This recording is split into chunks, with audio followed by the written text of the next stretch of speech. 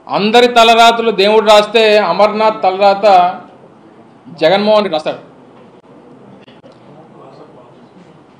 నాకు రాసినటువంటి నా తలరాత రాజకీయ తలరాత కానీ నా భవిష్యత్తు కానీ నా రానటువంటి ఇంకా చంద్రబాబు నాయుడు గారి లాంటి వారికి బహుశా ఆఖరి ఎన్నికలు అయి ఉండొచ్చు. నాకు ఇంకో 30 సంవత్సరాలు జగన్మోహన్ రెడ్డి గారితో నడవాల్సినటువంటి ఆయన అవసరం రాష్ట్రానికి, ఆయన్ని అధికారంలో తీసుకురావాల్సినటువంటి అవసరం మాలాంటి వైఎస్ఆర్ కాంగ్రెస్ పార్టీ కార్యకర్తల మీద ఉంది. అవసరం అయితే ఇంకొక 5-6 ఎలక్షన్లు ఫేస్ చేయాల్సినటువంటి అవసరం ఉంది, ఆ వయసు ఉంది. సో వీటన్నిటి మధ్య జగన్మోహన్ రెడ్డి గారు ఏదైతే చెప్పారో రేపు రాష్ట్రంలో వైఎస్ఆర్ కాంగ్రెస్ పార్టీని మళ్ళీ తిరిగి అధికారంలోకి తీసుకురావడానికి ప్రతి ఇంటి నుంచి ప్రభుత్వం వల్ల ఈ పార్టీ వల్ల లబ్ధి పొందినటువంటి ప్రతి ఒక్క వ్యక్తి నాకు స్టార్ క్యాంపెయినర్ అనేటువంటి విషయాన్ని ఏదైతే చెప్పాడో అందులో అమర్నాథ్ ఒకడు అనేటువంటి విషయాన్ని కూడా ఈ సందర్భంగా తెలియజేస్తా ఉన్నా. పాత ఉమ్మడి విశాఖపట్నం జిల్లాలో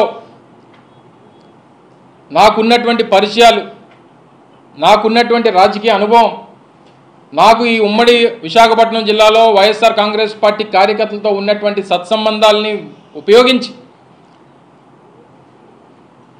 ఒక సామాన్యమైనటువంటి వైఎస్ఆర్ కాంగ్రెస్ పార్టీ కార్యకర్తగా అవసరమైతే పార్టీ కోసం, జగన్మోహన్ రెడ్డి గారి కోసం సాక్రిఫైస్ చేయడానికి సిద్ధంగా ఉన్నా. దానికోసం ఇంటింటా ఊరు మళ్ళీ జగన్మోహన్ రెడ్డి గారిని అధికారంలోకి తీసుకురావడం కోసం పనిచేయడానికి అమర్నాథ్ సిద్ధంగా ఉన్నాడు. దీని గురించి ఇతర అంశాల గురించి ఎవరికన్నా ఏదన్నా ఉంటే దాన్ని ఎక్కువగా దాని మీద చర్చ చేసో లేకపోతే ఆలోచన చేసో ఎక్కువగా దాని మీద పొరపాటు చేసుకోవద్దు అనేటువంటిది నా అభిప్రాయం. నేను చాలా క్లియర్ కట్గా ఉన్నా. జగన్మోహన్ రెడ్డి గారిని అధికారంలోకి తీసుకురావడం ఒక చారిత్రాత్మకమైనటువంటి అవసరం ఈ రాష్ట్రానికి. రేపు ఈ రాష్ట్రంలో దాదాపు 190% మంది ప్రభుత్వం వల్ల, పార్టీ వల్ల లబ్ధి పొందుతున్నటువంటి ప్రతి ఒక్క పేదవాడికి మళ్ళీ జగన్మోహన్ రెడ్డి గారు అధికారంలోకి వస్తేనే మంచి జరుగుతుంది అనేటువంటి విషయాన్ని ఊరూరా ఇంటింటికి వెళ్ళి చెప్పాల్సినటువంటి బాధ్యత ప్రతి ఒక్కరి మీద ఉంది. పార్టీకే కాదు, ప్రభుత్వం చేసినటువంటి కార్యక్రమాలకు కూడా క్యాంపెయినర్గా అవసరం ఉంటుంది అనేటువంటి విషయాన్ని నేను భావిస్తూ ఉన్నా. జగన్మోహన్ రెడ్డి గారు ఏ నిర్ణయం తీసుకున్నా దానికి అమర్నాథ్ సిద్ధం అనేటువంటి విషయాన్ని మరొకసారి మీ ద్వారా ఎవరెవరికైతే అనుమానాలు ఉన్నాయో అందరూ కూడా తెలియజేస్తా ఉన్నా. ఇప్పుడు చెప్పండి. రైల్వే జోన్ కోసం పోరాటం చేశారు, విశాఖలో రైల్వే జోన్ కావాలన్నారు. ఇవాళ కేవలం రాష్ట్ర ప్రభుత్వం భూమి కేటాయించకపోవడం వల్ల రైల్వే జోన్ ఆపామంటుంది కేంద్రం. నిన్న కలెక్టర్ గారు పరిష్కారానికి మీరు ఎందుకు కృషి చేయాలి? ఆల్మోస్ట్ నెల రోజుల క్రితమే నేను గతంలో కూడా ఒక సమావేశంలో చెప్పా,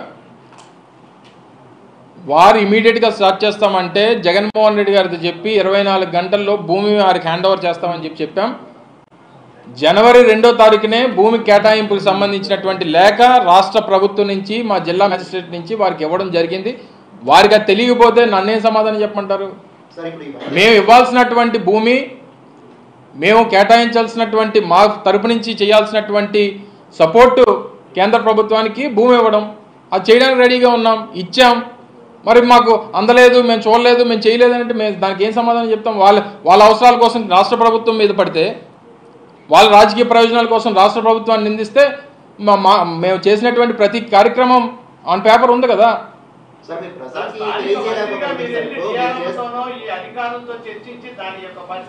చెప్తున్నాం కదా, ల్యాండ్ ఇప్పుడు సంబంధించినటువంటి రైల్వే అధికారులతో మా జిల్లా మ్యాజిస్ట్రేటు ల్యాండ్ ఇవ్వాల్సింది డిస్ట్రిక్ట్ మ్యాజిస్ట్రేటు మా మున్సిపల్ కమిషనరు అందరూ కూడా కలిసి దాదాపు 52-53 ఎకరాల ల్యాండ్కి సంబంధించి అలాట్మెంట్స్ ఏదైతే రాష్ట్ర ప్రభుత్వం చేయాలో చూపించాము.